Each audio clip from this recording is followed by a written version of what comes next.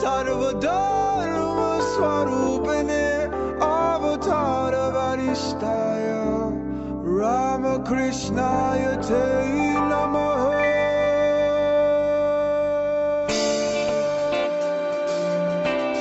Yes, This song is called Be the Change, inspired by the words of Mahatma Gandhi, who lived for peace and not violence, and chose to be the change. Overcome with an irresistible urge to wash your potato? Have you looked out at the world and are trying to figure out what in the hell is going on? Well, you know, Ramon and I are doing the exact same thing. We both have this urge to wash our potatoes, and we just can't figure out exactly what's going on out there. So what we're doing here with the 100th Monkey Radio is we are trying to put some of the pieces together, guys. So if you're out there seeking, I think you've come to one of the right places to grab a piece or two to put into your puzzle. So, man, hey, we've got a lot of stuff going on the website. We actually got a couple of guys that are working on giving us a facelift. And from what I've seen so far, it's going to look pretty good. So hopefully it's a lot more user-friendly, and we'll enjoy it, and I hope you will too. So, plus... where do you think it'll be up by next year or this year? Oh, God, I hope so. I hope we have it by the beginning of the year. Oh, and speaking of, so we're going to have the 1 year, we'll be selling that, and we'll have the gig sticks. And we found some really cute gig sticks, which you guys will really love. It's a little monkey. Yeah, our monkey. It's for the 100th monkey. You guys will love these things. So we haven't quite figured out a price tag for them, but we'll have something here. $1 million. Yeah, that'll work. Yeah, we got some great guests coming up too. We got Anelia Benz coming up back on the 1st of January, our first show in 2012. We'll have Anelia on, and then the next week we have Mona Delfino coming back, and we're going to talk to Mona in the first hour. In the second hour, she's going to channel the Pleiadians for us, so that should be real interesting. And then after that, we have Klaus Donna. Let's dig into some more of our past with Klaus, like we're going to do tonight. Tonight we've got somebody who's just kind of came on the scene here in the last couple of years, and is really, from what I've seen of his material, is really putting some pieces together. And like I said earlier, more pieces for the puzzle. And he's got some pretty great thoughts. So, and of course, like normally, I always seem to find some parallels between us and the guests. And like Santos Bonacci, I also dropped out of school at 15, Santos. Welcome to the show. Thank you.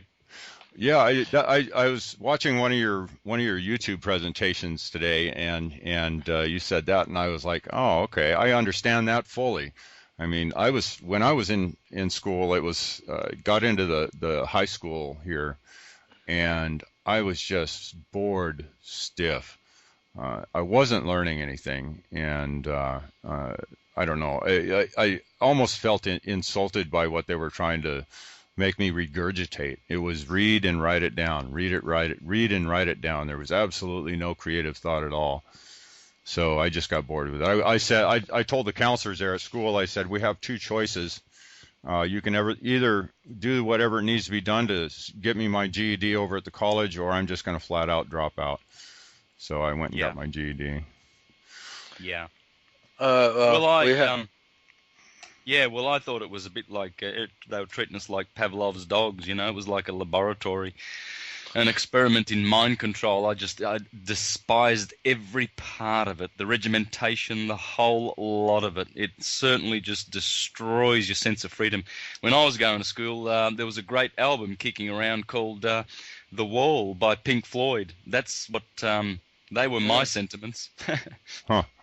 Yeah, there you go. That's that movie was pretty amazing. That whole album was pretty amazing for society and the school system in particular, and just pumping out a bunch of drones. It's funny how that still speaks true to today. Yeah, for sure. We're not bricks in the wall. And those guys knew what was going on with the manipulation. You know, in all of their albums, they threw a lot of little lines that would reveal their position toward the rulers, the powers that be. Oh yeah. So Santos, what got you into this field? What sparked your interest in the astrotheology end of it and the whole esoteric stuff? Well, everything that I have studied ever all sort of came together to make the bigger picture that I have now.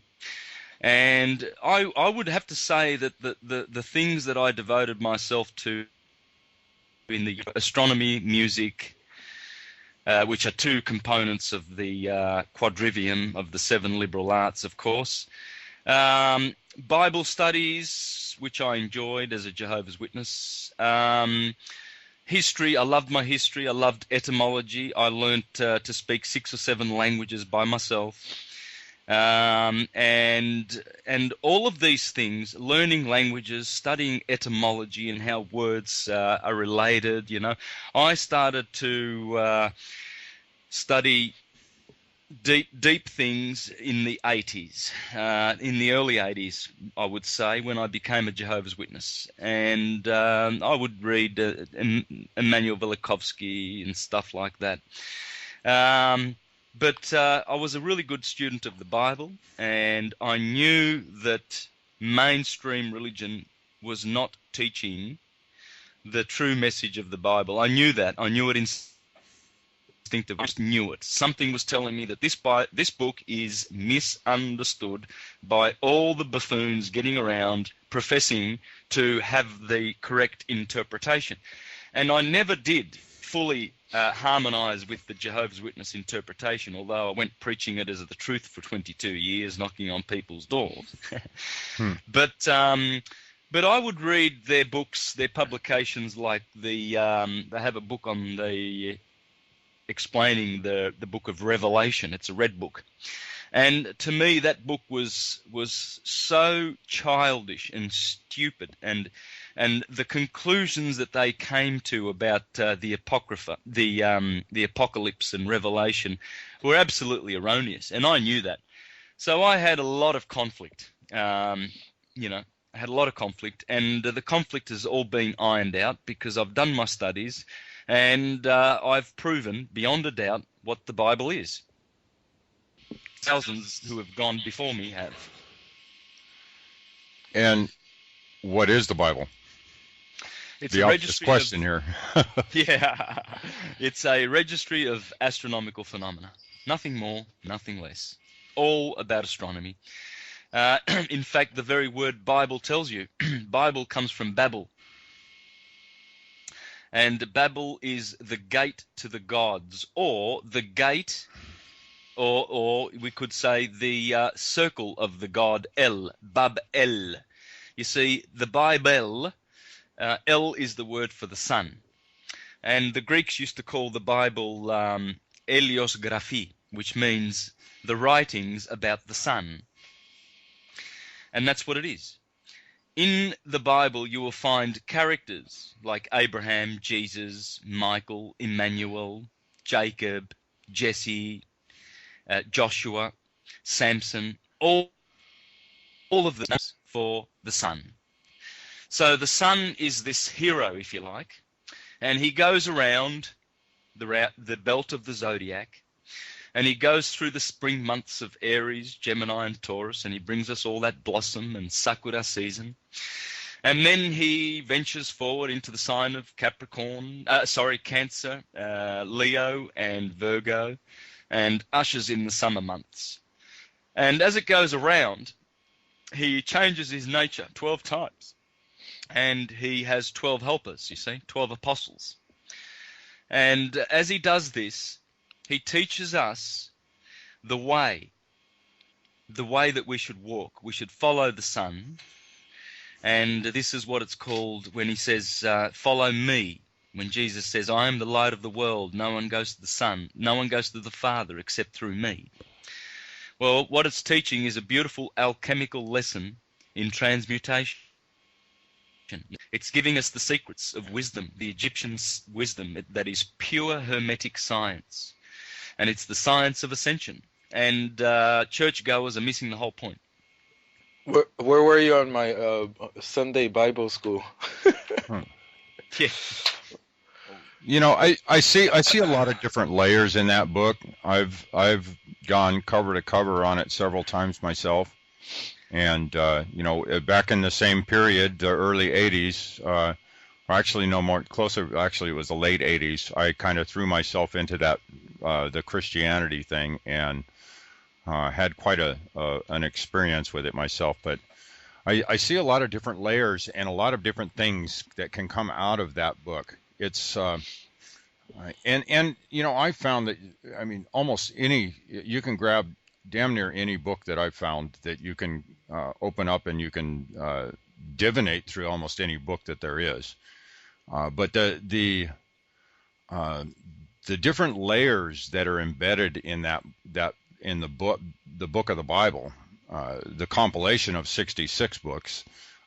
Which I found to be a very interesting little number that popped out at me when I was coming out of it, so to say. Noticed that there were 66 books in there.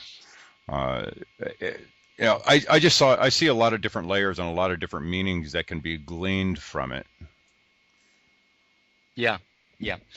The number 66 is deliberate, and the layers are definitely there. There are 7 layers in the Bible. There's there's the literal rendition for children.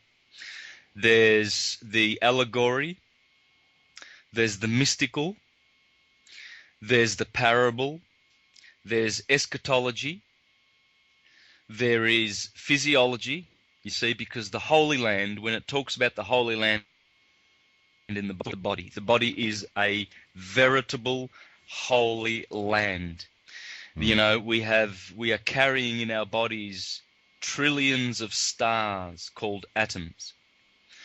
And those atoms are organizing the galaxy that is our body.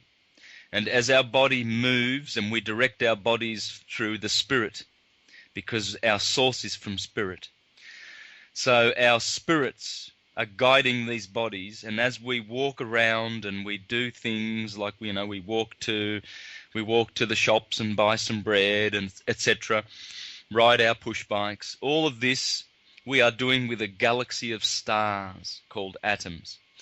And those atoms arrange themselves so nicely, molecularly, cellularly, and they organize the body into systems where we have a lymphatic system, we have a circulatory system, we have tissues, we have the limbic system, we have the nervous system, and all of these systems work together harmoniously to produce a wonderful effect here on the body, which on the earth, which is called the human body.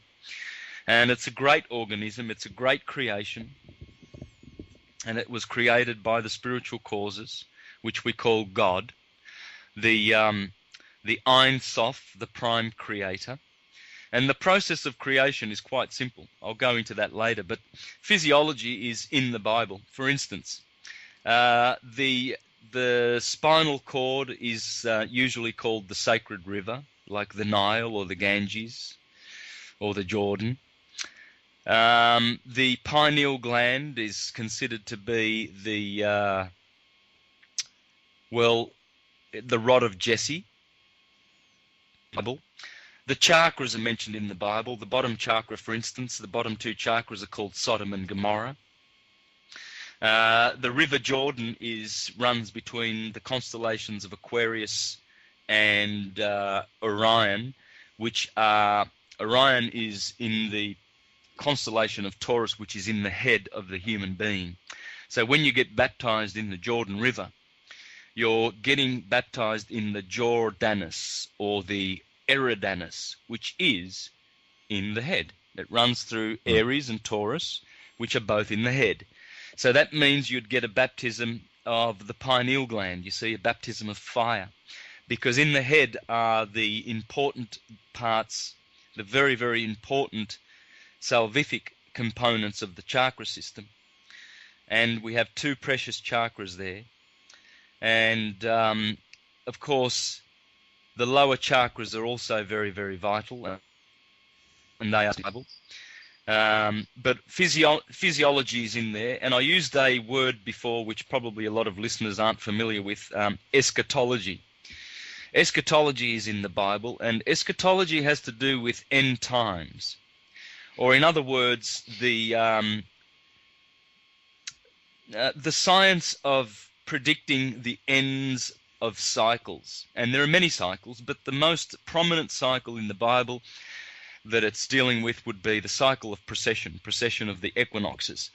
And that cycle is about to end in a year's time, on the 21st of December 2012, and a new one will begin. But the Bible has been talking about that. It's saturated with this cycle. It's absolutely saturated with the cycle of precession. And also another cycle which is called obliquity of the ecliptic. And that's a 2,160,000 year cycle. So precession is absolutely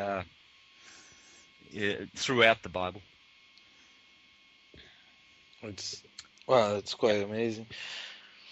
Go ahead, Tom. Well,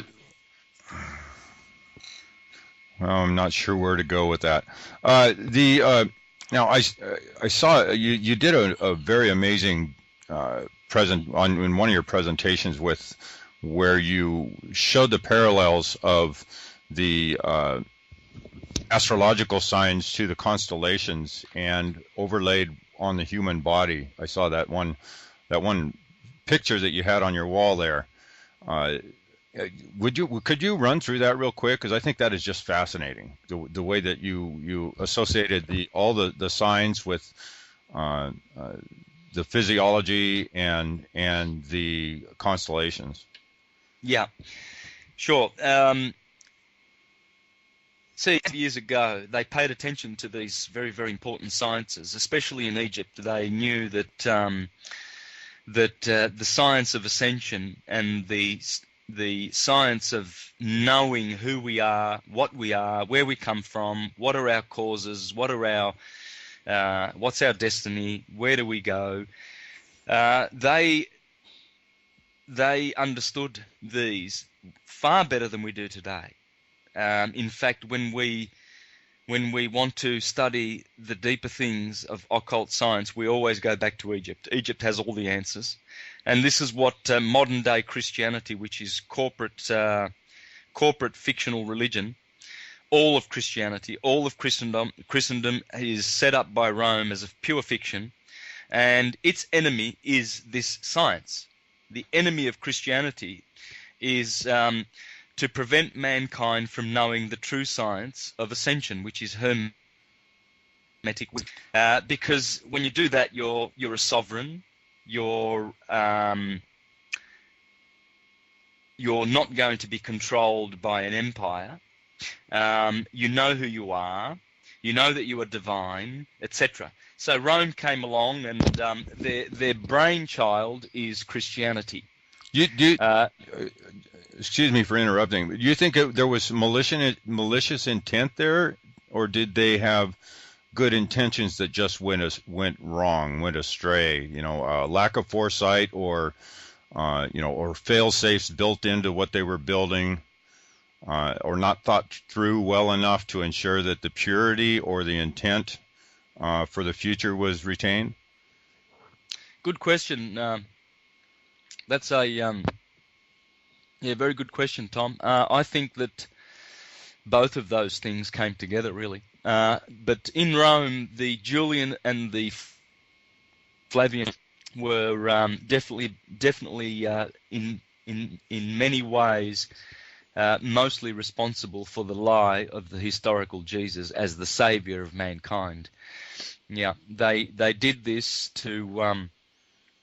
for the purposes of enslavement. Everything that they've ever done has been for the purpose of enslavement. But going back to this beautiful science, the Egyptians knew that man is the measure of the universe. In fact, that's what they say. And one of the Hermetic axioms is as above, so below. So the principle of correspondences. So what that means is this: what is in our body is exactly replicated above in the universe. Now, the ancients told us that there were 48 constellations in the sky, and there are. Although today,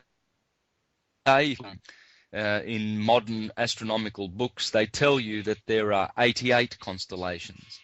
Now, that's true too.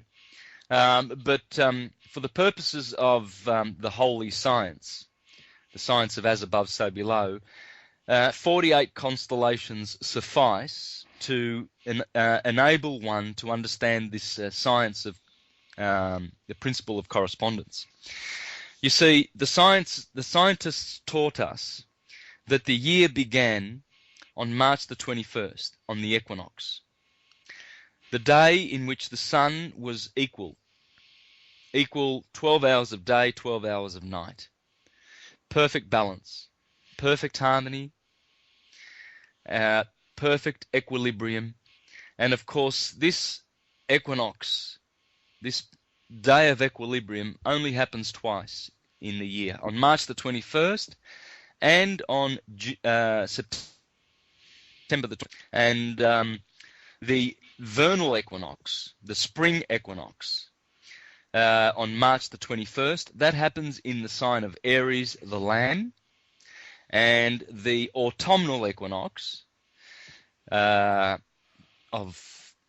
September the 21st, that happens in the scales of Libra, you see. And if you look at the word Libra, you will find it hiding in many other words. For instance, equilibrium. Right. Calibrate. Library, where you go to get books.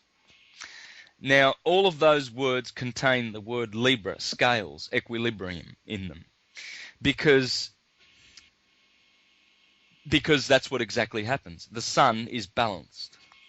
And it's beautiful to see this balance in the sun, because every other day of the year, 163 days, are days that are unbalanced. In other words, the day will be longer and the night shorter. Right. In the summer half of the year, or the nights will be longer and the days shorter.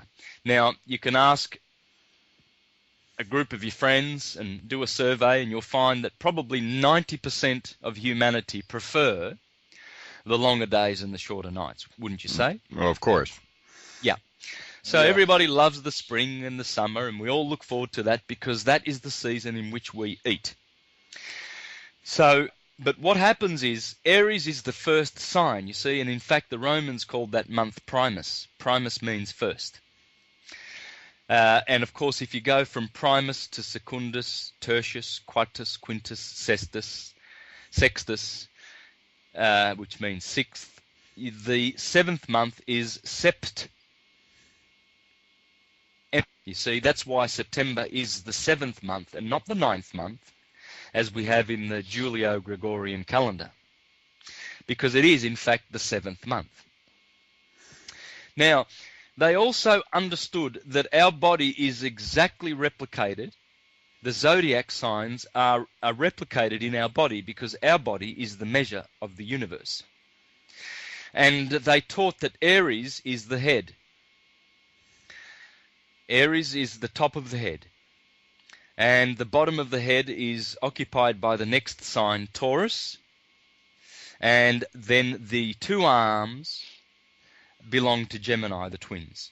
So there you have the first quadrant of the year, which is spring. Aries, Taurus, and Gemini. Then after that comes the solstice of summer, the 21st of June. And that particular cardinal point ushers in signs of Cancer, Leo, and Virgo. Now, Cancer is the chest of the human being. Leo, the lion heart, is right there in the heart. And Virgo is the belly. So here we have half of the body and half of the signs of the zodiac. The top half of the body being spring and summer. Then, as the body is divided in two by the scales of Libra in the kidneys, then we travel to the bottom half of the body, and we have the fall signs of autumn: Libra, Scorpio, and Sagittarius. And Libra is the kidneys, the two points of the scale of balance, you see, because the kidneys are the seat of justice, and the scales stand for justice, the balance of time and the equilibrium of nature. So she gives us that principle of justice in the kidneys. Scorpio is the generative organs, the testes or the ovaries. Sagittarius is the upper thighs. And then after these signs, the autumnal signs, come the winter signs of Capricorn, Aquarius, and Pisces. And they are Capricorn, the knees, Aquarius, the shins, and Pisces, the two fish, are the 2 feet. And this is exactly the stars or the atoms that occupy those 12 houses in our bodies belong to the very houses, the constellations and the signs of the zodiac above. So you see, when the sun is in a particular sign, for instance, right now the sun is in Sagittarius. It's the 12th of December, especially in my country it is. I know yours, Tom, but it's 11th here. Yeah. Oh. Well, it's still Sagittarius, and right.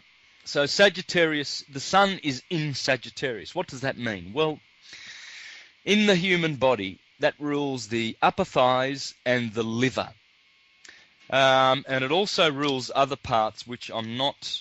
if I consult my books, I can give you exactly the parts that it corresponds with. But look, I'll need to find that. Nonetheless, it's predominantly the liver and the upper thighs. So what it means is that the person, anyone born now, anyone born around this time will be a Sagittarian.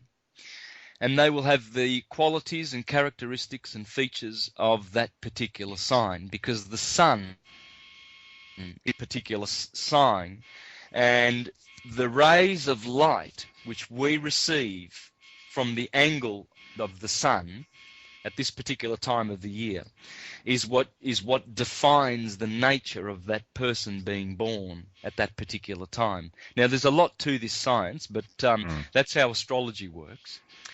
And you see, so they, the ancient occult scientists and alchemists, they used the science of astrology to understand how to heal the body. Because let's say if there are afflictions in the in the chart of the native, well, they will have some problems with their bodies. And in fact, every human being has certain conditions, certain health strengths and weaknesses, and all of these have been granted to the native by the planets and the position of the planet, their birth. And so this is why astrology is so important, and because we can heal ourselves free with herbs and crystals, etc. And of course, Rome, who is heavily connected with Big Pharma, does not want us to be able to learn this science, because she would rather have us treat the symptoms and spend millions of dollars buying their putrid chemicals that poison the body and treat the symptoms, rather than have perfect health, which can only be attained by a knowledge of astrology. It seems like more and more we're finding that the ancient history, the stuff that's 1,500 plus years old is really reflecting that astrology was a huge part of everyday life for people. And then all of a sudden, the powers that be seem to demonize it. Yeah. I have a the way the sun works. So we have the sun, and then let's go where I was born in Aquarius. So you have the sun. The stars from the Aquarian constellation are shining their rays, and the sun is acting as a magnifying. So anybody born in that time, that energy is being magnified by the sun. So that body, that new body that's coming into life, is absorbing that energy. Is that correct? Absolutely, yes. They're absorbing the particular angle of photons and light and vibrations that come from the sun, electric and magnetic. You see, the moment you breath, the sun will polarize its electrical and magnetic forces in the body, but it will do so in harmony or in disharmony with the other planets. Because as the planets go around in their orbits, if they are opposing the sun 180 degrees, for instance, they will send either debilitating refractive light from the sun to your organism, or they will send harmonious rays. It's pretty much like a sound engineer has to eliminate frequencies that are feeding back. Will sound either thin or thick, and a good engineer knows how to boost certain frequencies in order to get a rich sound, so that the performer can have a good performance, and the listeners can enjoy the beautiful music of the concert. So there he is. He sits with his, he might have a 32-band equalizer or something like that, and he's sitting on his desk and he's pulling down frequencies and adjusting them and adding treble and whatnot, because that art, a fully qualified sound engineer who knows the science of vibration, he can adjust the frequencies and tones and everything to get maximum harmonious sound. And so as the orbs go around, and they never trace the same patterns in the sky twice in 4 million years, by the way. There's a 4 million year cycle. In fact, it's 4,320,000 years. And scientists know this as a fact, that planets will not return to their original positions for 4,320,000 years. So, in those 4 million years, there are different combinations of energies being sent to this planet Earth, and different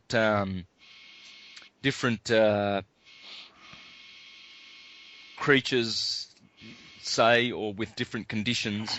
So people born on the same day even will not be alike. It's like snowflakes, there's no two snowflakes. There's no two people that are alike on the planet. So they are always producing different effects and different results and different dynamics as they go around, you see. And that's how it works. And it all has to do with primarily the sun. Astrology is dependent primarily on the sun. It's not dependent on the signs per se, because they are shifting. You see, there's a phenomena called precession of the equinox, which causes the 12 signs of the Zodiac to precess. In other words, they will never stay in one position. Every 24,000 years, they slip backwards 30 degrees. 30 degrees every 2,000 years. So, for instance, in the last 2,000 years, we've been in the age of Pisces, because that's where the vernal equinox is found. So why do you use the 24,000 year number? Where do you get that number from? Most that I've heard of was the 25,920 year cycle. Yeah, and look, good question, Tom. I usually preface the that figure with information to explain why I use the 24,000. When corrected, that particular cycle reduces to 24,000 years. And 25,920 years is also correct. The Egyptians also used that number. So they're both correct. There's a difference of nearly 2,000 years there. But that's because as we go around our binary star Sirius, we are in a binary. Okay, that's what I thought was coming, because I've thought about this myself. The speeding up and slowing down as you get closer to your binary. That's right. That's right. Yeah. And I do explain and cover that in my presentations on YouTube. So there must be at least 20 to 30 hours of information, and I usually manage to put at least 50 or 60% of new information in all of my presentations. So you can't just watch one and expect to understand everything about the science. This is why I have spent a lot of time producing these presentations and filming them. And I have 12 videos on my YouTube channel for this very reason, because it takes a lot of studying and a lot of understanding to be able to understand this science and all the aspects of it. It's very, very... What's your YouTube channel? Mr. Astrotheology. Mr. Astrotheology. Is that M-I-S or M-R? MS. Okay. Oh, sorry, M-R, and then ASTROTHEOLGY.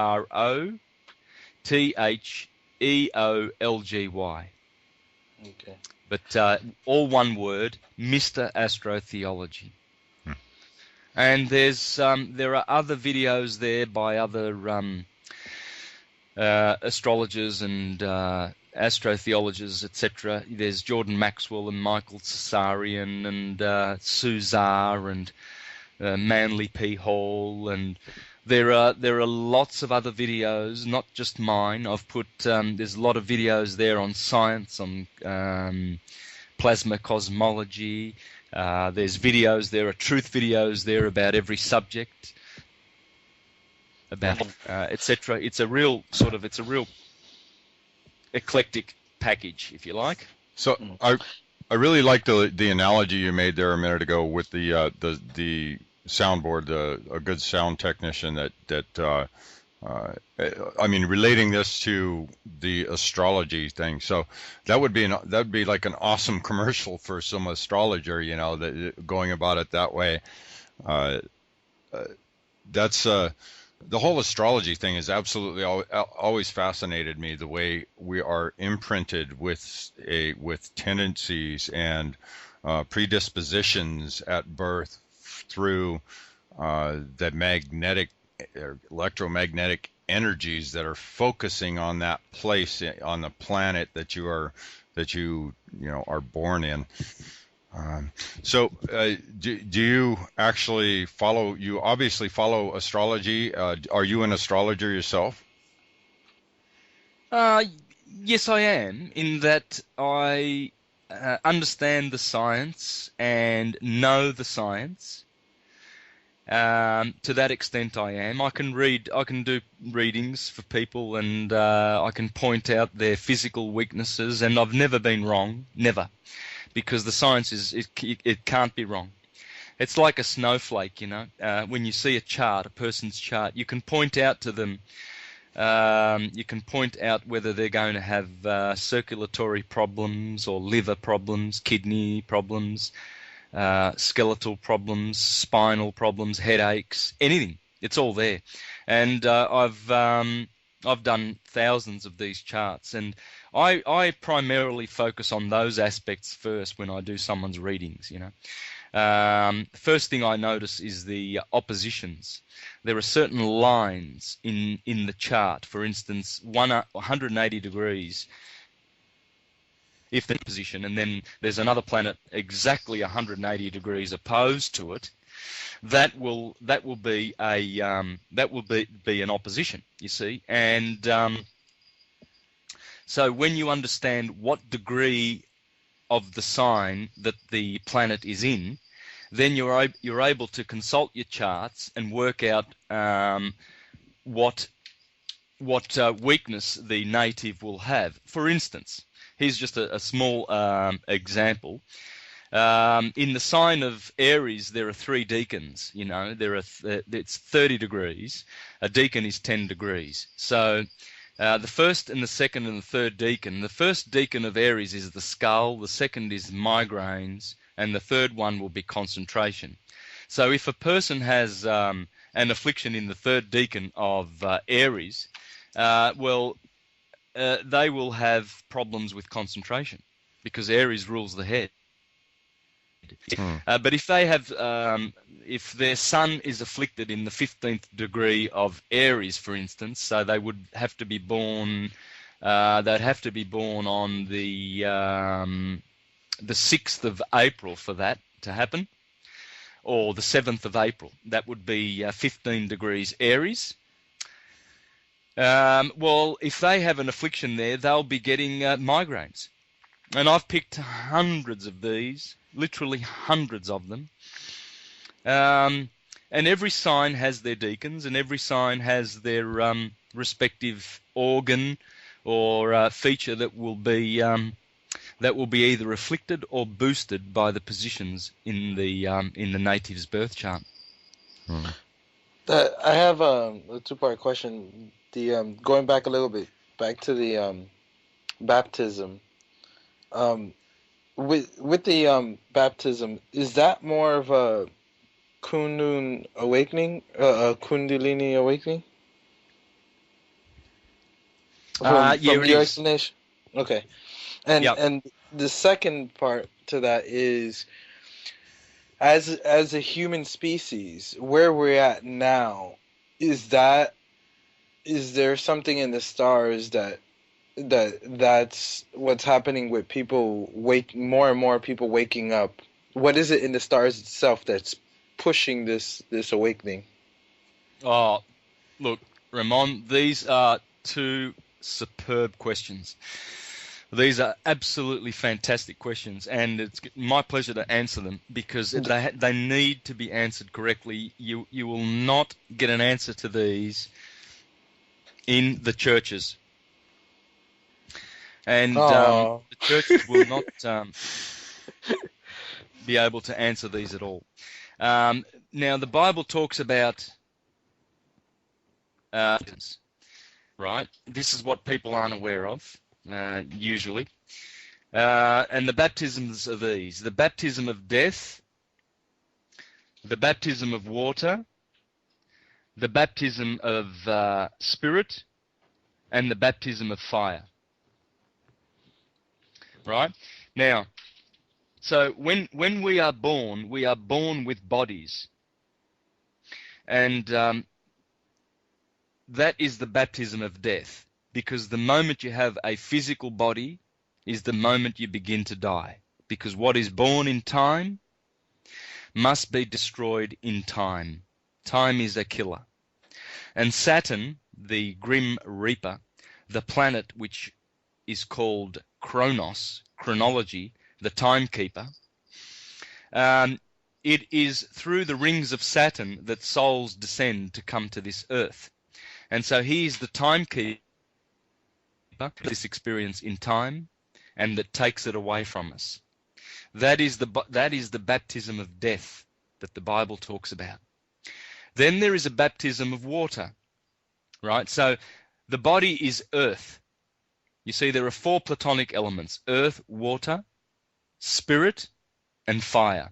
or air and fire. You'll be more familiar with that.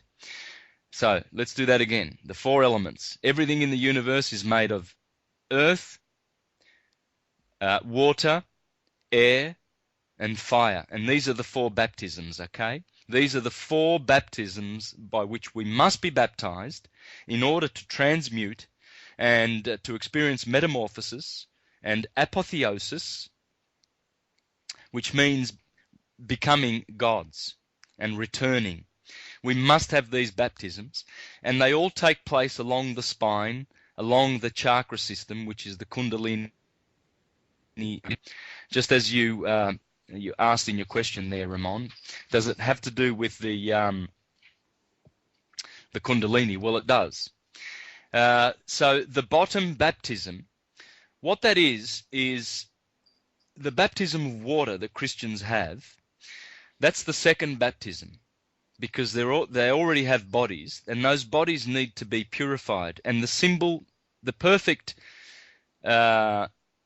symbol, or the perfect element to symbolize the purification of the body would be water. Water is the universal sovereign.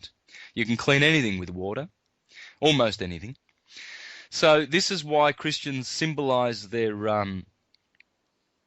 spiritual progress back to cause, firstly with a water baptism, because they are purifying their bodies. Now this takes place in the lower chakras. This is not by any means or any stretch of imagination the final baptism. This baptism with water will not save, because one has to go through the heart chakra to be baptized with the spirit, and then one needs to go through the throat chakra and into the head, the cranium, to be baptized in the Jordan River, which is the baptism of the spirit. You see, so in the Gnostic Christian system, they separated these four distinct baptisms, and they called them the hylic, the psychic, the spiritual, and the mystical. So the hylic has to do with the body, the earth, the fleshly. The psychic is the water baptism. So in other words, people who go to church and have experienced this water baptism, what's happened is they have become initially spiritually awakened. That's why they go around with all their zeal saying, "Oh, Jesus has saved me, I've been baptized, and oh, I'm on the road to salvation," etc. Well, true, but only partially true. There's the baptism of spirit, which is air, that needs to be had. And the only way that one can be baptized in the spirit is by understanding the allegory and the true message in the Bible. They need to be initiated, you see. So, and then once that's done, the Jews have a system whereby the word paradise, P-R-D-S, you see, they don't write with vowels. They just have consonants. And paradise, P-R-D-S, they have four words that are encrypted in this word. Pradesh, Remez, Drash, and Sud. And that corresponds with hylic, psychic, spiritual, and mystical, you see. And they teach the second level to children that are 12 years old. The first level is the literal level. And you see, so this is where the crime of the churches is taking place, in that they are only teaching a literal, exoteric version of all of this spiritual wisdom. And what this is doing is stifling the spiritual and mystical growth of churchgoers. Geez, you think? Yeah. Yeah. I do think. Now, the second question, I know I haven't really thoroughly answered that first question, but that should suffice. That's plenty of information really there to understand that process. But the second question now, can you refresh my memory there, Ramon, please? Yeah. Actually, we're down to 5 minutes. So yeah, we wanted to talk about what these stars are saying right now for our world and why people are waking up and everything. But that's probably too big of a subject to fit in 5 minutes. So I'll ask the question again, and then we'll continue that in the second hour. But the question was, with the awakening that's happening, what is it in the stars that's pushing these awakening? It's like a lot of people, more and more. Some people, for example, I forgot the name of the movie. There's a guy who he's just a regular film guy, never was into any of this, and one day woke up and started seeing ghosts and beings and talking to them, and they were talking to him, and yeah, I forgot the name. Oh, it's called Awake, the movie. Yeah. But that was the question. So what is it in the stars? Here's a quick question for you, Santos. Have you had any paranormal experiences in the sense of communication with spirits or off-worlders or anything of that sort? Not like the common ones getting around. You know, people are seeing UFOs and talking to extraterrestrials and things like that. No. But I must say that I'm a person who, like the ancient mystics of old, Pythagoras and Hermes, etc., I'm a person who does take entheogens. Entheogens are psychedelic plants and plants that infuse theos, because that's what entheogen means. Right. Instead of God. But in the mystery schools, they would make the adherents, the initiates, eat. Well, Christianity, for instance, is based on the Amanita muscaria mushroom, you see. Right.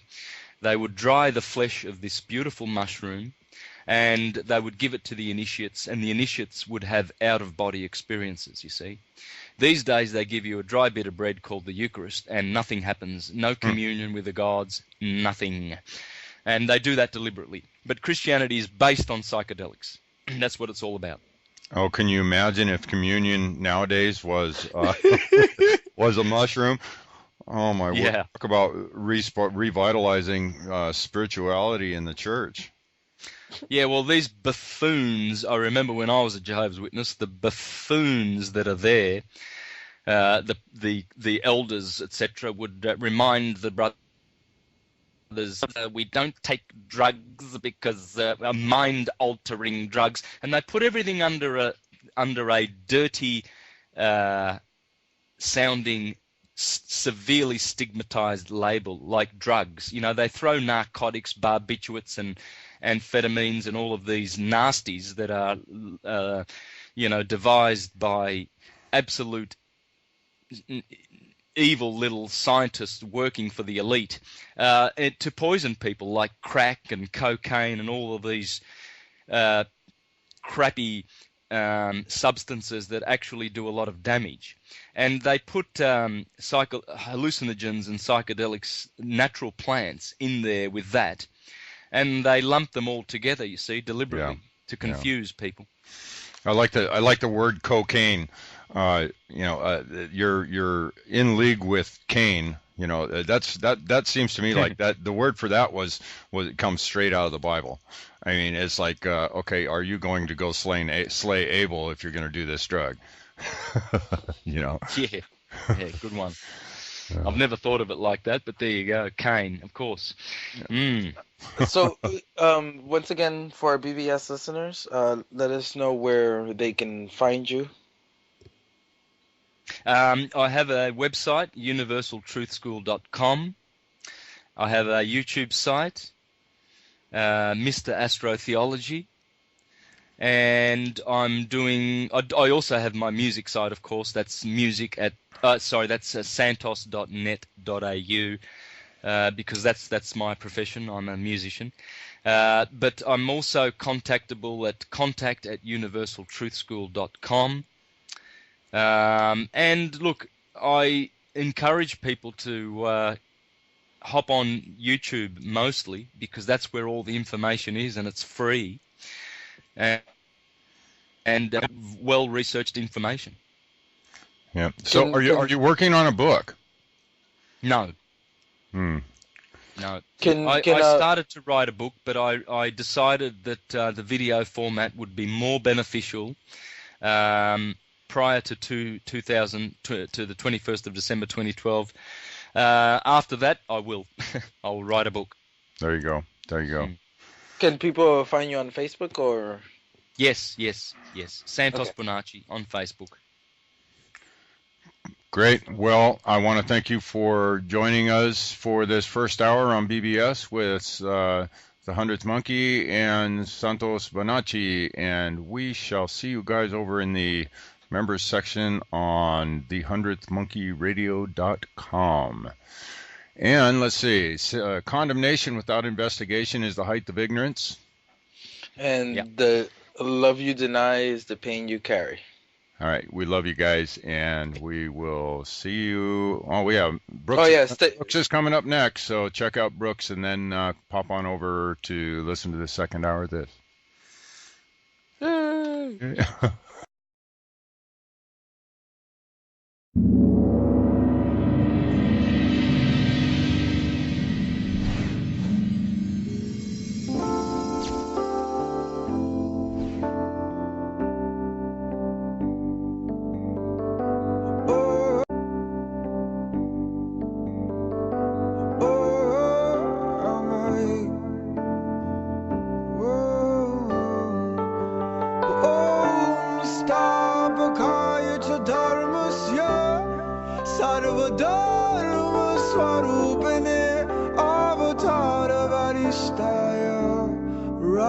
Krishna